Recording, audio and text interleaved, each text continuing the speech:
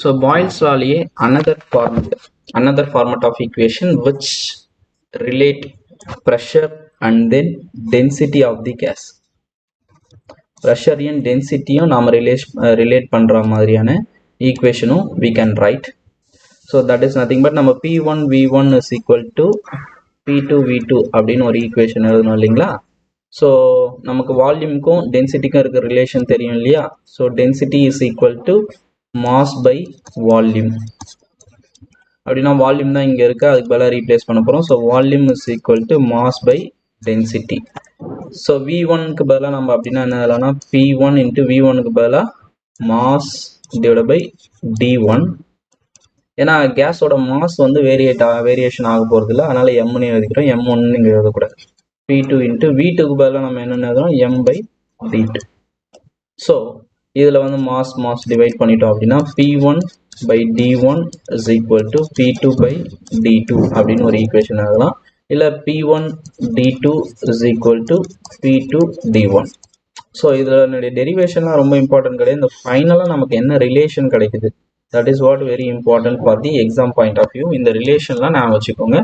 ரெண்டு கேஸ் ஒரே கேஸ் வந்து ரெண்டு டிஃப்ரெண்ட் ஸ்டேட்ல டென்சிட்டி பேஸ் பண்ணி நமக்கு சிம்பிள் ப்ராப்ளம்ஸும் கேட்கலாம். ஸோ நெக்ஸ்ட் வந்து பார்த்தீங்கன்னா இந்த சார்ல்ஸ் லா அப்படின்னு சொல்லுவோம் இல்லைங்களா, சார்லஸ் லா அப்படின்னு சொல்லுவோம். அதுவும் வந்து ரொம்ப இம்பார்ட்டன்ட், டைரக்ட் கொஸ்டின் எக்ஸ்பெக்ட் பண்ணலாம். ஸோ சார்லஸ் லால வந்து எதை ரிலேட் பண்ணுது அப்படின்னு பார்த்தீங்கன்னா வால்யூமையும் டெம்பரேச்சரையும் ரிலேட் பண்ணுது. இதில் வந்து நான் ஒரு கொஸ்டின் கேட்குறேன். பாய்ல்ஸ் லாவை பொறுத்த வரைக்கும் அந்த கிராஃபை வந்து நம்ம என்னன்னு சொல்லலாம், ஐசோதர்ம்னு சொல்லலாமா, ஐசோபார்னு சொல்லலாமா, ஐசோகோர்னு சொல்லலாமா, ஐடென்டிஃபை பண்ணி சொல்லுங்க. ஸோ சார்ல்ஸ் லா வந்து பார்த்தீங்கன்னா வால்யூமையும் டெம்பரேச்சரையும் ரிலேட் பண்ணுது. ஆக்சுவலி அட் கான்ஸ்டன்ட் ப்ரெஷரில் volume is directly proportional to temperature. So டெம்பரேச்சரை நம்ம கான்ஸ்டன்ட் ப்ரெஷரில் டெம்பரேச்சரை ரைஸ் பண்ணிக்கிட்டே இருந்தால் வால்யூம் வந்து இன்க்ரீஸ் ஆகும். இல்லை அட் கான்ஸ்டன்ட் ப்ரெஷரில் டெம்பரேச்சரை டிக்ரீஸ் பண்ணிக்கிட்டே இருந்தால் வால்யூம் வந்து டிக்ரீஸ் ஆகும். ஸோ இந்த ஈக்குவேஷன் வந்து எப்படி எதெல்லாம் V is equal to K into T. இது வந்து கான்ஸ்டன்ட், இது வேற கான்ஸ்டன்ட், அங்கே இருக்கிற அதே கான்ஸ்டன்ட் கிடையாது. V by T is equal to constant. So இதுவே வந்து டிஃப்ரெண்ட் ஸ்டேட்ல நம்ம எப்படி எழுதலாம், V1 by T1 is equal to V2 by T2 அப்படின்னு எழுதலாம். இல்லை அப்படின்னா V1 T2 is equal to V2 T1 இப்படி ஒரு ஈக்குவேஷன் எழுதலாம். ஸோ எனி ஃபார்மட் ஆஃப் திங்ஸ்ல வந்து நம்ம ஈக்குவேஷன் கண்டிப்பாக எழுதலாம். ஸோ இந்த ஈக்குவேஷனை V is equal to MT plus C, அதாவது ஸ்ட்ரைட் லைன் ஈக்குவேஷன் மாதிரி இந்த மாதிரி நம்ம மாற்றி எழுதலாம். இந்த இடத்துல நம்ம என்ன பண்ண போறோம் அப்படின்னு வந்து பார்த்தீங்கன்னா T is equal to 0 degree செல்சியஸாக இருந்தது அப்படின்னா வால்யூம், அதை அக்குபை பண்ற வால்யூம் வந்து V0 அப்படின்னு எடுத்துப்பாங்க. ஸோ இங்கே வரக்கூடிய இந்த ஸ்லோப் எல்லாம் ஐடென்டிஃபை பண்ணுவாங்க. ஒன்றும் இல்லை, இது வந்து நம்ம கிராஃப் எடுக்கிறோம்னு வச்சுக்கோங்க, ஸ்ட்ரைட் லைனுக்கான ஈக்குவேஷனாக எழுதிடணும். கிராஃப் எடுக்கிறோம்னு வச்சுக்கோங்க. ஸோ கிராஃப் எடுக்கும்போது எப்படி வரும் அப்படின்னா இங்கே வந்து சம் இன்டர்செப்ட் வேல்யூ வரும். என்னென்ன கிராஃப்ல நம்ம பிளாட் பண்றோம் அப்படின்னு வந்து பார்த்தீங்கன்னா இங்கே V, இங்கே T temperature. So temperature in terms of degree செல்சியஸில் பிளாட் பண்ணுறோம்னு வச்சுக்கோங்க. பிளாட் பண்ணால் நமக்கு எப்படி வரும்னா கிராஃப் வந்து இப்படி வரும். ஸோ இப்படி வரத இந்த கிராஃபை வந்து நம்ம எக்ஸ்ட்ராபுலேட் பண்ணி இங்கே வந்து இடிக்கக்கூடிய இந்த வேல்யூ வந்து அரௌண்டு டெம்பரேச்சர் 0 டிகிரி செல்சியஸில் இங்கே வரும். இன்டர்செப்ட் 0ல் மீட் பண்ணாது, சம் இன்டர்செப்ட் வேல்யூ வரும். இந்த வேல்யூக்கு பேர் தான் V0, volume occupied at 0 degree Celsius அப்படின்னு சொல்லுவோம். இந்த கிராஃபை வந்து இந்த நெகட்டிவ் சைடு வந்து நம்ம எக்ஸ்ட்ராபுலேட் பண்ணும்போது இந்த நெகட்டிவ் சைடில் இது எங்கே போய் இடிக்குது அப்படின்னு பார்த்தீங்கன்னா -273.15 டிகிரி செல்சியஸில் இடிக்கும், which is nothing but 0 kelvin. So இந்த பாயிண்ட்ல தான் நமக்கு 0 மீட் பண்ணோம், அந்த பாயிண்ட்ன்றது 0 கெல்வினாக இருக்கும். ஸோ இங்கே மீட் பண்ணுற இந்த பாயிண்ட் வந்து பார்த்தீங்கன்னா +273.15 கெல்வினில் 0 டிகிரி செல்சியஸில் மீட் பண்ணும். ஸோ இந்த இதில் வரக்கூடிய இந்த ஸ்லோப் வந்து பார்த்தீங்கன்னா டெல்டா V by டெல்டா Tக்கு ஈக்குவலாக இருக்கும். ஸோ இந்த ஈக்குவேஷனை நம்ம எப்படி எழுதலாம் அப்படின்னா V is equal to delta V by delta T into temperature plus V0 அப்படின்னு மாற்றி எழுதலாம். இதுக்கு பதிலாக நம்ம ஃபர்தராக வந்து எல்லாத்தையும் சப்போஸ் V0 நம்ம டிவைட் பண்ணுறோம்னு வச்சுக்கோங்க. V0 டிவைட் பண்ண என்ன வரும், V by V0 is equal to 1 by V0 into delta V by delta T plus V naught வந்து V naught by we naught plus 1 அப்படின்னு வந்துடும். ஸோ இந்த ஈக்குவேஷன் ஃபைனலாக நமக்கு கிடைக்கும். ஸோ அடுத்து இதே வந்து இந்த வி பை வி நாட்டை வந்து இது இந்த ஆக்சுவலாக லாஸ்ட்டாக என்ன ஈக்குவேஷன் வேணும் அது எழுதிடலாம். First v by we nought is equal to 1 by we nought into delta v by delta t. இது டெரிவேஷன் ரொம்ப இம்பார்ட்டன்ட் கிடையாது, எப்படி வந்ததுன்றதுக்காக இந்த டெரிவேஷன் பூரியன் சர்மாலையும் இருக்கும், நமக்கு +1 புக்லையும் இந்த கண்டென்ட் வந்து இருக்குது. So 1 by we nought into delta v by delta டிக்கு பதிலாக ஆல்ஃபா அப்படின்னு எடுத்துக்கலாம், which is nothing but the relative increase in volume per degree Celsius. அதாவது ஒரு டிகிரி செல்சியஸ் ரைஸ் பண்ணும்போது வால்யூம்ல என்ன சேஞ்ச் நடக்குது அப்படின்றத 1 பை வி நாட்டால மல்டிபிள் பண்றோம். So v by we nought is equal to alpha into t plus 1. So இதில் வந்து பார்த்தீங்கன்னா இந்த வி நாட் அப்படின்றது இந்த பக்கம் எடுத்துகிட்டு வந்துடலாம். v is equal to v not into alpha t plus 1.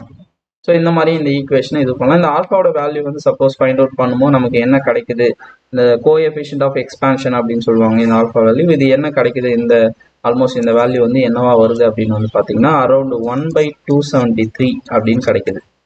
That means என்ன அப்படின்னா என்ன மீன் பண்ணுறாங்க அப்படின்னு பார்த்தீங்கன்னா கான்ஸ்டன்ட் ப்ரெஷர் வந்து நாம் கான்ஸ்டண்ட்டாக வச்சுருக்கும் போது for each degree rise in டெம்பரேச்சரை ஒவ்வொரு டிகிரியாக நம்ம பண்ணிகிட்டே போகும்போது all gases expand by 1/273 of their volume at 0 degree Celsius. So 0 degree செல்சியஸில் இருந்து நம்ம ரைஸ் பண்ணிக்கிட்டே வரும்போது 1/273 டைம்ஸ் ஆஃப் தேர் வால்யூமை இன்க்ரீஸ் பண்ணிட்டே வருது. ஸோ அதுதான் வந்து பார்த்தீங்கன்னா இந்த ஈக்குவேஷன்லேருந்து நாம் ரெப்ரசன்ட் பண்ணக்கூடிய இது. அதனால தான் அந்த 273ல போய் அந்த கிராஃப் போய் அங்கே நம்ம அந்த கிராஃபில் பார்த்தோம் இல்லைங்களா, 273ல போய் மீட் பண்ணுது. -273.15 degree Celsius is nothing but 0 kelvin. So 0 kelvin அப்படின்ற வேல்யூ தான் வந்து அப்சல்யூட் 0 அப்படின்னு சொல்லுவாங்க, ஞாபகம் வச்சுக்கோங்க. ஸோ அப்சல்யூட் 0 அப்படின்னு சொன்னாலே 0 கெல்வின் அப்படின்னு அர்த்தம். 0 Kelvin is nothing but -273.15 degree Celsius. So absolute 0 na maximum 0 degree Celsius நினைச்சிருப்போம். It is wrong. 0 Kelvin தான் absolute 0. Absolute scaleன்றது Kelvin scale represent பண்ணக்கூடிய கான்செப்ட் தான். அதுவும் 0.15லாம் எக்ஸாக்டா சொன்னா 0.15 கூட சேர்க்கணும், நான் வச்சுக்கோங்க. ஸோ அடுத்து வந்து கே லூசாக் லால இருந்து நம்ம என்ன சொல்ல வரோம் அப்படின்னு வந்து பாத்தீங்கன்னா இதே வால்யூம் டெம்பரேச்சர் ரிலேஷன் வந்து பாத்தீங்கன்னா எது சார்ல்ஸ் லா. கே-லூசாக் லால வந்து pressure temperature relation at constant volume. So at constant வால்யூம்ல இவர் என்ன சொல்றாருன்னா pressure is directly proportional to temperature. அப்படின்னா என்னன்னு எழுதலாம் இந்த ஈக்குவேஷன் அகைன் இந்த ஈக்குவேஷன் வந்து P by T is a constant அப்படின்னு எழுதலாம். அப்படின்னா வந்து பார்த்தீங்கன்னா again T1 is equal to P2 by T2. இதை வந்து நம்ம மாற்றி எழுதலாம் P1 T2 is equal to P2 T1. So இந்த ஃபைனலாக வரக்கூடிய ஈக்குவேஷன்ஸ்லாம் நம்ம ஞாபகம் வச்சுக்கணும். இதுக்கு நீங்கள் கிராஃப் பிளாட் பண்ணாலும் வால்யூம் பை டெம்பரேச்சருக்கு என்ன கிராஃப் வந்ததோ அதே மாதிரி கிராஃப் வரும். இந்த கே-லூசாக் லா இதில் நான் ஃபர்ஸ்ட் கொஸ்டின் ஒரு கொஸ்டின் கேட்டேன். பாயில்ஸ் லா வந்து நம்ம என்ன சொல்லலாம் அப்படின்னா அட் கான்ஸ்டன்ட் டெம்பரேச்சரில் பிளாட் பண்ணுறோம் அப்படின்னா பாயில்ஸ் லாவில் வரக்கூடிய அந்த கிராஃபிக்கல் ரெப்ரஸன்டேஷனை ஐசோதெர்ம் அப்படின்னு சொல்லலாம். சார்ல்ஸ் லாவில் வந்து பார்த்தீங்கன்னா என்ன வச்சுக்கிறோம், ப்ரெஷர் வந்து கான்ஸ்டண்டாக வச்சுக்கணும். ஸோ ப்ரெஷர் கான்ஸ்டண்டாக வச்சிங்கன்னா அதில் வரக்கூடிய அந்த கிராஃபுக்கு பேர் வந்து ஐசோபார் அப்படின்னு சொல்லுவாங்க. ஏன்னா ப்ரெஷர் கான்ஸ்டண்டாக வச்சு பண்ணக்கூடிய ப்ராசஸ்க்கு ஐசோபாரிக் ப்ராசஸ் அப்படின்னு சொல்லலாம். இதுவே கே-லூசாக் லா வந்து பார்த்தீங்கன்னா எது கான்ஸ்டண்டாக வச்சுக்கிறோம், வால்யூம் வந்து கான்ஸ்டண்டாக வச்சுக்கிறோம். வால்யூம் கான்ஸ்டண்டாக வச்சுக்கிட்டா அந்த ப்ராசஸுக்கு பேர் ஐசோகோரிக் ப்ராசஸ். அங்கே கிடைக்கக்கூடிய அந்த கிராஃபுக்கு பேர் வந்து ஐசோகோர் அப்படின்னு சொல்லுவாங்க. இதை வந்து பாயிண்ட் நோட் பண்ணி வச்சுக்கோங்க. இதுதான் வந்து ஐசோபார் ஐசோகோர் அப்படின்ட்டு நாம எதை சொல்றோம், இந்த டிஃப்ரெண்ட் லாஸ் கேசியஸ் லாஸ் சொல்றதுக்கான ரீசன். ஸோ அடுத்து அவகேட்ராஸ் லா வந்து பார்த்தீங்கன்னா கான்ஸ்டன்ட் டெம்பரேச்சர் ப்ரெஷர் ரெண்டுமே கான்ஸ்டண்டாக வச்சுப்போம். அவகேட்ராஸ் லா அப்படின்னு வரும்போது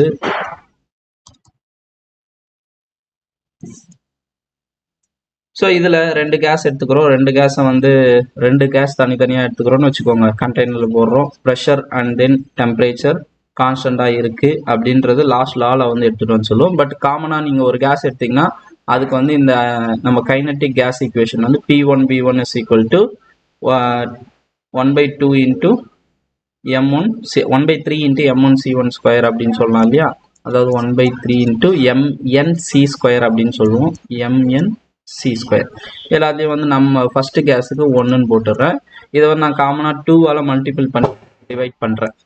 so 2/3 into 1/2 into m1 n1 c1 square. இது வந்து கேஸ் 1க்கு p1 v1. கேஸ் 2க்கு வந்து பார்த்தீங்கன்னா p2 v2 is equal to அதே மாதிரி equation 2/3 into 1/2 m1 n1 c2 square அப்படின்னு நாம. ஸோ இப்போ இங்கே வந்து பார்த்தீங்கன்னா கான்ஸ்டண்ட்டாக என்னென்ன எடுத்துக்கிறோம்னா ப்ரெஷர் கான்ஸ்டன்ட்னா p1 இஸ் ஈக்குவல் டு p2ன்னு ஆகிடும். வால்யூம் கான்ஸ்டன்ட் எடுத்திங்கன்னா v1 இஸ் ஈக்குவல் டு v2ன்னு ஆகிடும். So p1 v1 is equal to p2 v2ன்னு இருக்கும். அப்படின்னா வந்து இந்த ரெண்டு ஈக்குவேஷனும் ஈக்குவல் பண்ணால் என்னென்னலாம் 1/2 m1 n1 c1 square 1/2 m2 n2 c2 square. So temperature அடுத்து அந்த டெம்பரேச்சர் கான்ஸ்டண்டாக எடுத்தீங்கன்னு வச்சுக்கோங்க,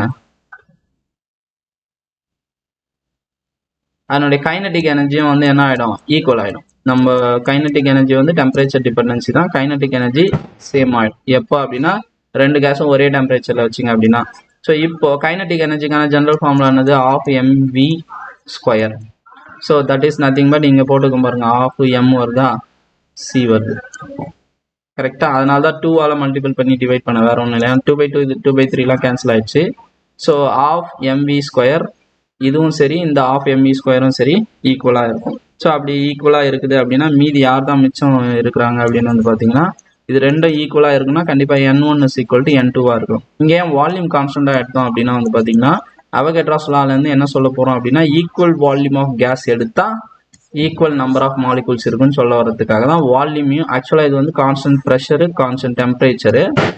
வால்யூமே இந்த ஸ்டெப்பில் கான்ஸ்டன்ட் அப்படின்னு எடுத்தோம்னா வால்யூம் ஈக்குவலாக எடுக்கும்போது அதனுடைய நம்பர் ஆஃப் மாலிகூல்ஸும் ஈக்குவலாக இருக்குன்றது தான் லா. ஸோ அதுக்காக தான் வால்யூம் ஈக்குவல் பண்ணி இதெல்லாம் டெரிவ் பண்ணி எடுத்துகிட்டு வரோம்.